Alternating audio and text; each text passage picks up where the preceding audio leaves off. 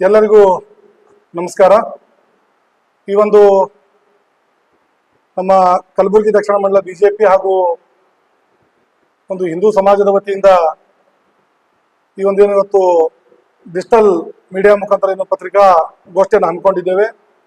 ಇದರಲ್ಲಿ ಉಪಸ್ಥಿತರಿರುವ ನಮ್ಮ ನಗರ ಜಿಲ್ಲೆಯ ಪ್ರಧಾನ ಕಾರ್ಯದರ್ಶಿಗಳಾದ ಮಹಾದೇವ್ ಬೆಳಂಗಿ ಅವರೇ ಹಾಗೂ ಇನ್ನೋರ್ವ ಪ್ರಧಾನ ಕಾರ್ಯದರ್ಶಿಗಳಾದ ಶಿವಯೋಗಿ ಅಣ್ಣ ನಾಗನಹಳ್ಳಿ ಅವರೇ ಮತ್ತು ನಮ್ಮ APMCಯ ಮಾಜಿ ಅಧ್ಯಕ್ಷರಂತ ಅಪ್ಪುಣ್ಣ ಕಣಕಿ ಅವರೇ ಮತ್ತು ನಮ್ಮ ದಕ್ಷಿಣ ಮಂಡಲದ ಪ್ರಧಾನ ಕಾರ್ಯದರ್ಶಿಗಳಾದ ಶ್ರೀ ಗುರು ಹವಾ ಅವರೇ, ಆಕಾಶ್ ಸೇವಲಾನಿ ಅವರೇ ಮತ್ತು ನಮ್ಮ ಇಲ್ಲಿನ ಡಿಜಿಟಲ್ ಮಾಧ್ಯಮದ ಮಿತ್ರರೇ.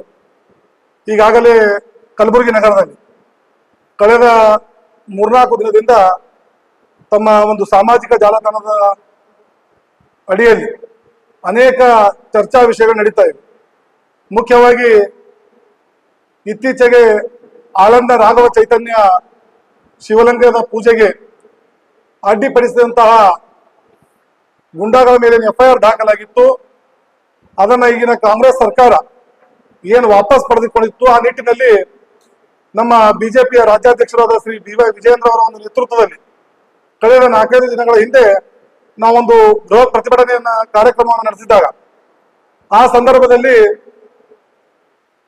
ಕಲಬುರಗಿ ದಕ್ಷಿಣ ಮತಕ್ಷೇತ್ರದ ಮಾಜಿ ಶಾಸಕರು, ಕಲ್ಯಾಣ ಕಡಗ ಪ್ರದೇಶಾಭಿವೃದ್ಧಿ ಮಂಡಳಿಯ ನಿಕಟ ಪೂರ್ವ ಅಧ್ಯಕ್ಷರು ಮತ್ತು ಕಲಬುರಗಿಯ ಹಿಂದೂ ಹುಲಿ ಎಂದೇ ಪ್ರಖ್ಯಾತರಾಗಿದ್ದ ದಿವಂಗತ ಶ್ರೀ ಚಂದ್ರಶೇಖರ್ ಪಾಟೀಲ್ ರೇವೂರ್ ಅವರ ಸುಪುತ್ರರಾದಂತ ಶ್ರೀ ದತ್ತಾತ್ರೇಯ ಪಾಟೀಲ್ ರೇವೂರ್ ತಮ್ಮ ಭಾಷಣದ ವೇಳೆಯಲ್ಲಿ ಈ ಹಿಂದೆ ಸುಮಾರು 25 ವರ್ಷಗಳ ಹಿಂದಿನ ಸಂದರ್ಭದಲ್ಲಿ ಆಗಿನ ಕಲಬುರಗಿಯ ಸಚಿವರಾಗಿದ್ದ ದಿವಂಗತ ಶ್ರೀ ಕಮರುಲ್ ಇಸ್ಲಾಂ ಅವರ ಆಗಿನ ಹೇಳಿಕೆ ಕುರಿತು ಏನೋ ಒಂದು ಮಾತನಾಡ್ತಾರೆ, ಸತ್ಯದ ಮಾತನಾಡ್ತಾರೆ.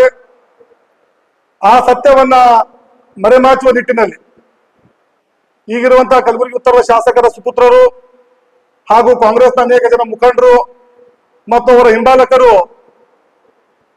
ಅನೇಕ ಒಂದು 3-4 ದಿನದ ಗೊಂದಲದ ವಾತಾವರಣವನ್ನ ನಿರ್ಮಾಣ ಮಾಡ್ತಾ ಇರುವಂತದ್ದು. ತಮ್ಮ ಮೂಲಕ ನಾನು ಅವರಿಗೆ ಆಗ್ರಹವನ್ನ ಮಾಡ್ತೇನೆ. ಮಾನ್ಯ ದತ್ತಾತ್ರೇಯ ಪಾಟೀಲ್ ರೇವೂರ್ ಅವರಂದ್ರೆ ಕೇವಲ ಕಲಬುರಗಿ ಅಷ್ಟೇ ಅಲ್ಲ, ಕಲ್ಯಾಣ ಕರ್ನಾಟಕಕ್ಕೆ ಅವ್ರ ಶಕ್ತಿ ನಮ್ಗೆ ಗೊತ್ತಿದೆ. ಅವರ ಕುಟುಂಬ ಒಂದು ಹಿಂದೂ ಸಮಾಜದ ಅನೇಕ ವಿಷಯಗಳಿಗೋಸ್ಕರ ತಮ್ಮನ್ನ ತಾವು ಮುಡುಪಾಗಿಸಿಕೊಂಡ ಚಂದ್ರಶೇಖರ್ ಪಾಟೀಲ್ ರೇವೂರ್ ಅವರ ಕುಟುಂಬ. ಈ ನಿಟ್ಟಿನಲ್ಲಿ ತಮ್ಮ ಮೂಲಕ ಅವರಿಗೆ ಆಗ್ರಹ ಮಾಡೋದೇನೆಂದ್ರೆ, ತಮ್ಮ ಅಧಿಕಾರದ ಒಂದು ದೃಷ್ಟಿಯಿಂದ ತಾವು ಅಧಿಕಾರ ದರ್ಪವನ್ನ ತೋರಿ ನಮ್ಮ ನಾಯಕರಂತ ಶ್ರೀ ದತ್ತಾತ್ರೇಯ ಪಾಟೀಲ್ ರೇವೂರ್ ಅವರ ಮೇಲೆ ಏನು ಸುಳ್ಳು ಆರೋಪವನ್ನ ಮಾಡಿ ತಾವು ಅಧಿಕಾರದ ಒತ್ತಡವನ್ನು ಹಾಕಿ FIR ಅನ್ನು ದಾಖಲೆ ಮಾಡಿದ್ದೀರಾ. ನಿನ್ನೆ ಸಾಯಂಕಾಲ ಸ್ಟೇಷನ್ ಬಜಾರ್ ಪೊಲೀಸ್ ಠಾಣೆ ಎದುರುಗಡೆ ಯಾವ ರೀತಿ ಬೆಂಗಳೂರಿನ DJ ಹಳ್ಳಿ KJ ಹಳ್ಳಿ ಪ್ರಕರಣದಲ್ಲಿ ಪೊಲೀಸರ ಮೇಲೆ ಒಂದು ಅಧಿಕಾರ ಪ್ರಯೋಗವನ್ನ ಮಾಡಿ ಬಲವಂತದ FIR ರೀತಿಯಲ್ಲಿ ನಿರ್ಮಾಣವನ್ನ ಮಾಡಿದ್ದೀರಾ. ಈ ಕೂಡಲೇ ತಾವು ಕೂಡ ತಮಗೆ ಒಂದು ಮಾನ್ಯ ಶಾಸಕರ ಪುತ್ರರಿಗೆ ಒಂದು ಮಾಹಿತಿಯನ್ನ ಕೊಡ್ತೇನೆ. ತಮ್ಮ ತಂದೆಯವರು ಸಚಿವರಿದ್ದಂತ ಸಂದರ್ಭದಲ್ಲಿ ಮಾನ್ಯ ದತ್ತಾತ್ರೇಯ ಪಾಟೀಲ್ ರೇವೂರ್ ಅವರು ಕೂಡ ಶಾಸಕರಿರುವಂತ ಹಿರಿತರ ಇರುವಂತದ್ದು. ಮೊನ್ನೆ ಕೂಡ ಅವರ ಬಗ್ಗೆ ಅವ್ರು ಮಾತಾಡ್ಬೇಕಾದ್ರೆ, ದತ್ತಾತ್ರೇಯ ಪಾಟೀಲ್ ರೇವೂರ್ ಅವರು ಮಾತಾಡ್ಬೇಕಾದ್ರೆ ಶ್ರೀ ಶಾಸಕರಿಗಾಗ್ಲಿ ಕಮರುಲ್ ಇಸ್ಲಾಂ ಸಾಹೇಬರಿಗಾಗ್ಲಿ ಅತ್ಯಂತ ಗೌರವಯುತವಾಗಿ ನಡೆದುಕೊಂಡಿರುವಂತದ್ದು. ದತ್ತಾತ್ರೇಯ ಪಾಟೀಲ್ ರೇವೂರ್ ಅವರು ಕೂಡ ಅತ್ಯಂತ ಹಿರಿಯರಾಗಿದ್ದು ಅವರ ಬಗ್ಗೆ ಕ್ಷುಲ್ಲಕವಾಗಿ ಮಾತಾಡ್ಬೇಕಾದ್ರೆ ದಯವಿಟ್ಟು ವಿಚಾರ ಮಾಡಿ.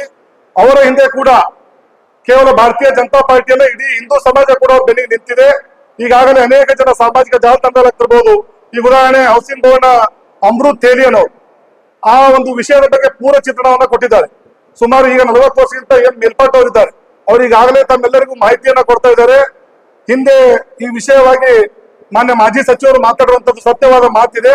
ಅದನ್ನ ನಾವು ಮುಂದಿನ ದಿನಗಳಲ್ಲಿ ಒಂದು ಒಳ್ಳೆಯ ವೇದಿಕೆಯಲ್ಲಿ ನಮ್ಮ ಹಿರಿಯ ಮುಖಂಡರಿಗೆ ಚರ್ಚೆ ಮಾಡಿ ದಾಖಲೆಯೊಂದಿಗೆ ತಮ್ಮ ಎದುರು ಬಿಡುಗಡೆಯನ್ನ ಮಾಡ್ತೇವೆ. ದಯಮಾಡಿ ತಮಗೆ ಮತ್ತೊಮ್ಮೆ ಆಗ್ರಹವನ್ನ ಮಾಡ್ತೇವೆ. ಮಾನ್ಯ ದತ್ತಾತ್ರೇಯ ಪಾಟೀಲ್ ರೇವೂರ್ ಅವರಿಗೆ ತಾವು ಯಾರು ಕ್ಷುಲ್ಲಕವಾದ ಮಾತುಗಳನ್ನ ಆಡಿದಿಲ್ಲ, ಈ ಕೂಡಲೇ ಬಹಿರಂಗವಾಗಿ ಕ್ಷಮೆಯಾಚನೆ ಮಾಡಬೇಕು. ಇಲ್ಲ ಅಂತಂದ್ರೆ ನಾವು ಇದಕ್ಕೆ ತಕ್ಕ ಪಾಠವನ್ನ ಕಲಿಸುವ ಒಂದು ಕೆಲಸವನ್ನ ಮಾಡ್ಬೇಕಾಗ್ತಂತ ಹೇಳ್ತೀನಿ. ಧನ್ಯವಾದ. ಏನಂದ್ರ ಮೊನ್ನೆ 1ನೇ ತಾರೀಕು ನಡೆದಿರುವಂತ ನಮ್ಮ ಆಳಂದಿನಲ್ಲಿ ಇರುವಂತ ರಾಘವ ಚೈತನ್ಯ ಶಿವಲಿಂಗ ದೇವಸ್ಥಾನದ ಪೂಜೆ ವೇಳೆ ಅಡ್ಡಿಪಡಿಸಿದ ಹಲವಾರು ಕೇಸ್ ದಾಖಲಾಗಿತ್ತು. ಆ ಕೇಸನ್ನು ಮೊನ್ನೆ ನಡೆದಂತ ಮಾನ್ಯ ಸಿದ್ದರಾಮಯ್ಯ ಅವರ ಕೊನೆಯ ಸಂಪುಟ ಸಭೆಯಲ್ಲಿ ಆ ಕೇಸ್ಗಳನ್ನು ಹಿಂಪಡೆಯುವ ಮುಖಾಂತರ ಇಡೀ ಕಾಂಗ್ರೆಸ್ ಸರ್ಕಾರ ಯಾವ ರೀತಿ ಮಾಡಿತ್ತು ಅಂದ್ರೆ ತುಷ್ಟೀಕರಣ ರಾಜಕಾರಣ ಮಾಡಲು ಹೊರಟಿತ್ತು.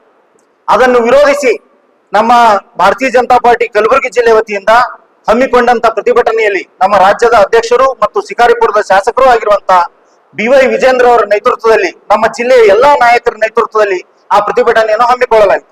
ಆ ಪ್ರತಿಭಟನೆಯ ಸಭೆಯಲ್ಲಿ ನಮ್ಮ ಹಿಂದಿನ ಶಾಸಕರು ಮತ್ತು ಹಿಂದಿನ KKDB ಅಧ್ಯಕ್ಷರು ಆಗಿರುವಂತಹ ಶ್ರೀ ದತ್ತಾತ್ರೇಯ ಪಾಟೀಲ್ ರೇವರವರು ತಾವು ಭಾಷಣ ಮಾಡುವಾಗ ಮೊದಲನೇ ಇದರಲ್ಲಿ ಯಾವ ಶಾಸಕರ ಹೆಸರು ಕೂಡ ಹೇಳಿಲ್ಲ. ಆದ್ರೆ ನೆಕ್ಸ್ಟ್ ಭಾಷಣದಲ್ಲಿ ಅಂದ್ರೆ ಅದೇ ಮುಂದುವರೆದ ಭಾಗದಲ್ಲಿ ಶಾಸಕರ ಹೆಸರು ಕೇಳಿದ್ದಾರೆ. ಹಿಂಗ ಮಾತಾಡೋದು ಏನಿದೆ ಅದು ಸತ್ಯನಿದೆ ಅಂತ ಹೇಳಿದ್ದಾರೆ. ಆದ್ರ ನಿನ್ನೆ ಅದು ಆದ ನಂತರ ತದನಂತರದಲ್ಲಿ ನಮ್ಮ ಕಲಬುರಗಿಯಲ್ಲಿ ಹಲವಾರು ಕಾಂಗ್ರೆಸ್ ಮುಖಂಡರು ಮತ್ತು ಈಗಿನ ಶಾಸಕರ ಪುತ್ರರು, ಉತ್ತರದ ಶಾಸಕರ ಪುತ್ರರು ಮತ್ತು ಹಲವಾರು ಕಾಂಗ್ರೆಸ್ ಮುಖಂಡರು ಸೋಷಿಯಲ್ ಮೀಡಿಯಾದಲ್ಲಿ ಬಂದು ಇಲ್ಲ ಸಲ್ಲದ ಹೇಳಿಕೆಗಳನ್ನು, ಅದು ಏಕವಚನ ಪದಗಳನ್ನು ಬಳಸುವುದರ ಮುಖಾಂತರ ಅವರು ಕೂಡ 2 ಬಾರಿ ಶಾಸಕರು, ಅವ್ರ ತಾಯಿಯವರು ಶಾಸಕರು, ಅವ್ರ ತಂದೆಯವರು 2 ಸಾರಿ ಶಾಸಕರು, ಅವ್ರ ತಂದೆಯವರು ಕಲಬುರಗಿಯ ಹಿಂದೂ ಹುಲಿ ಅಂತ ಪ್ರಖ್ಯಾತರಾಗಿದ್ದು. ಆದ್ರೆ ಇವರು ಇನ್ನ ಶಾಸಕರ ಪುತ್ರರಷ್ಟೇ, ಆದ್ರೂ ಕೂಡ ಅವರು ಏಕವಚನ ಶಬ್ದಗಳನ್ನು ಬಳಸುವುದು ಸರಿಯಲ್ಲ. ಮತ್ತು ಬೇರೆ ಬೇರೆ ಮುಖಂಡರು, ಕಾಂಗ್ರೆಸ್ ಮುಖಂಡರು ಮತ್ತು ಹಲವಾರು ಮುಖಂಡರುಗಳು ಏಕವಚನದ ಪದಗಳನ್ನು ಬಳಸ್ತಾ ಇದ್ದಾರೆ. ನೀವು ತಕ್ಷಣವೇ ಈ ಏಕವಚನ ಪದಗಳನ್ನು ಬಳಸುವುದು ನಿಲ್ಲಿಸಬೇಕು ಮತ್ತು ಬಹಿರಂಗವಾಗಿ ಕ್ಷಮೆ ಕೇಳಬೇಕು. ಯಾಕಂದ್ರೆ ನಾವು ನಮ್ಮ ಶಾಸಕರು ಮಾತಾಡುವಾಗ ಕಮರುಲ್ ಇಸ್ಲಾಂ ಸಾಹಿಬರೇ ಮಾತಾಡಿದ್ದಾರೆ. ನೀವು ಈ ವಿಡಿಯೋಗಳನ್ನು ತೆಗೆದು ನೋಡ್ಬೋದು. ಅಂದ್ರೆ ಅವ್ರ ಹಿರಿಯರಿಗೆ, ಅವ್ರು ಯಾವುದೇ ಕೋಮಿನವ್ರು ಇರ್ಲಿ, ಯಾರೇ ಇರ್ಲಿ, ಹಿರಿಯರಿಗೆ ಎಷ್ಟು ಗೌರವ ಕೊಡ್ಬೇಕಂಬ ಅವ್ರು ತಿಳ್ಕೊಂಡೇ ವಿಷಯವನ್ನು ಪ್ರಸ್ತಾವನೆ ಮಾಡಿದ್ದಾರೆ. ಆದ್ರೆ ನೀವೇನು ಈ ಸೋಷಿಯಲ್ ಮೀಡಿಯಾದಲ್ಲಿ ಒಂದಿಷ್ಟು ಮಂದಿ ಮಾತಾಡಕತ್ತೀರಿ, ದಯಮಾಡಿ ಅರ್ಥ ಮಾಡ್ಕೊಳ್ಳಿ. ಇದು ಕಲಬುರಗಿ ಶಾಂತಿ ಪ್ರಿಯವಾದಂತ ನಗರ. ಇದನ್ನು ಮತ್ತೆ DJ ಹಳ್ಳಿ, KG ಹಳ್ಳಿ, ಮಂಗಳೂರು ಮಾಡದಾಗಿ ಕಲಬುರಗಿ ಕೂಡ ಮಾಡಬೇಡಿ ದಯಮಾಡಿ. ಯಾಕಂದ್ರೆ ನಾ ಎಲ್ಲರಲ್ಲಿ ವಿನಂತಿಸಿಕೊಳ್ತೇನೆ, ದಯಮಾಡಿ ಇದನ್ನ ಅರ್ಥ ಮಾಡಿಕೊಳ್ಳಿ. ಇಡೀ ದತ್ತಾತ್ರೇಯ ಪಾಟೀಲ್ ರೇವರವ್ರ ಪರವಾಗಿ ಇಡೀ ನಮ್ಮ ಕಲಬುರಗಿ ಜಿಲ್ಲೆಯ ಹಿಂದೂಗಳಲ್ಲ, ಇಡೀ ಕರ್ನಾಟಕ ರಾಜ್ಯದ ಹಿಂದೂಗಳು ಮತ್ತು ಇಡೀ ಕರ್ನಾಟಕ ರಾಜ್ಯದ ಭಾರತೀಯ ಜನತಾ ಪಾರ್ಟಿ ಖಂಡಿತವಾಗಿ ಅವರು ಬೆಂಬಲಕ್ಕೆ ನಿಲ್ಲುತ್ತೇವೆ ಅಂತ ಹೇಳಕ್ ಇಚ್ಛೆ ಪಡ್ತೀನಿ. ಆದ್ರೆ ನಿನ್ನೆ ರಾತ್ರಿ ಹೋಗಿ ತಾವೇನು FIR ಮಾಡಿಸೋದ್ರ ಮುಖಾಂತರ ಅಧಿಕಾರ ನಿಮ್ದಿದೆ ಅಂತ ಹೇಳಿ ಅಧಿಕಾರವನ್ನು ದುರುಪಯೋಗ ಪಡ್ಕೊಂಡು FIR ಮಾಡಿಸಿದ್ದೀರಿ. ನಾವು ಕೂಡ ಇವತ್ತು FIR ಮಾಡ್ತೀವಿ. ಯಾಕಂದ್ರೆ FIR ಮಾಡಿ ನೀವು ಯಾವ ತರ ವರ್ತನೆ ಮಾಡಿದ್ದೀರಿ ಅಂದ್ರೆ ನೀವೇ ಅಲ್ಲಿ ಗುಂಡಾಗಳ ತರ ವರ್ತನೆ ಮಾಡಿದ್ದೀರಿ. ಅದಕ್ಕಾಗಿ ನಾವು ಕೂಡ ನಿಮ್ಮ ಮೇಲೆ FIR ಮಾಡ್ತೀವಿ. ದಯಮಾಡಿ ಇದು ಇಲ್ಲಿಗೆ ನಿಲ್ಲಿಸಿದ್ರ ಇದು ಕಲಬುರಗಿ ಮಹಾಜನತೆಗೂ ಒಳ್ಳೇದು, ನಮಗೂ ಒಳ್ಳೇದು, ನಿಮಗೂ ಒಳ್ಳೇದು. ಆದ್ರೆ ನೀವು ಹೇಗೋ ಸೋಷಿಯಲ್ ಮೀಡಿಯಾದಲ್ಲಿ ಮಾತಾಡ್ತೀರಿ, ನಮಗೂ ಮಾತಾಡಕ್ ಬರ್ತದೆ. ಯಾಕಂದ್ರೆ ನಾವು ಎಲ್ಲಾ ಭಾರತೀಯ ಜನತಾ ಪಾರ್ಟಿಯ ಎಲ್ಲಾ ಮುಖಂಡರು ಮತ್ತು ಹಿಂದೂಗಳ ಮುಖಂಡರು ಎಲ್ಲರೂ ಕೂಡ ಮಾತಾಡಲು ಸಮರ್ಥರಿದ್ದೀವಿ. ನೀವು ಕೂಡ ಇದನ್ನು ಇಲ್ಲಿಗೆ ನಿಲ್ಲಿಸಬೇಕು ಮತ್ತು ದಯಮಾಡಿ ಕ್ಷಮೆ ಕೇಳಬೇಕು ಅಂತ ಹೇಳಿ ನನ್ನ 2 ಮಾತುಗಳನ್ನು ಮುಗಿಸ್ತೀನಿ.